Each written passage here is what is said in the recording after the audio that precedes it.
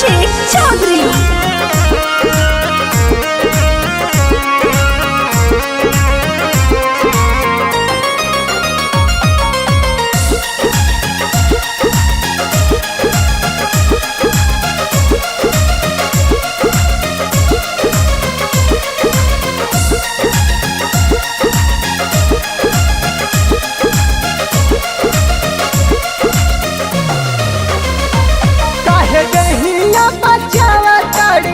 होलिया में ए भौजी काहे दहिया बचावा तारू होलिया में तनी डाले दाना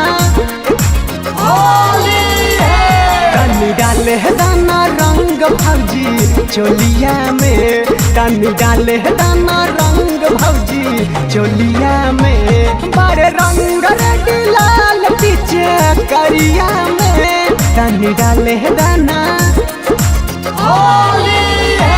तनी डाले दाना रंग भौजी चोलिया में तनी डाले दाना रंग भौजी चोलिया में।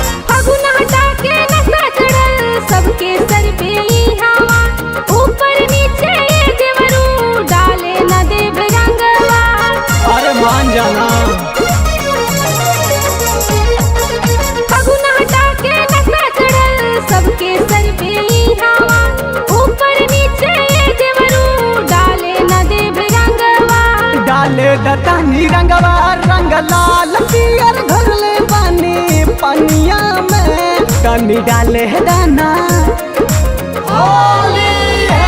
तनी डाले दाना रंग भौजी चोलिया में तनी डाले दाना रंग भौजी चोलिया में।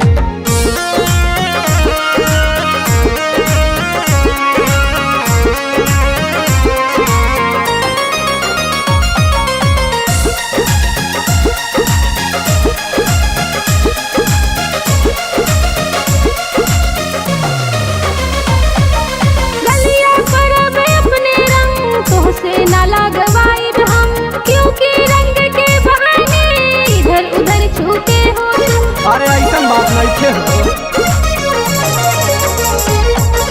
गलिया पर अपने रंग तो से ना लगवाई हम क्योंकि रंग के बहाने इधर उधर छूते हो तुम। इधर उधर ना छुअब काहे देहिया बचावा तारू होलिया में तनी डाले दाना तनी डाले दाना रंग भौजी चोलिया में तनी डाले दाना रंग भौजी चोलिया में। अरे डाले दाना।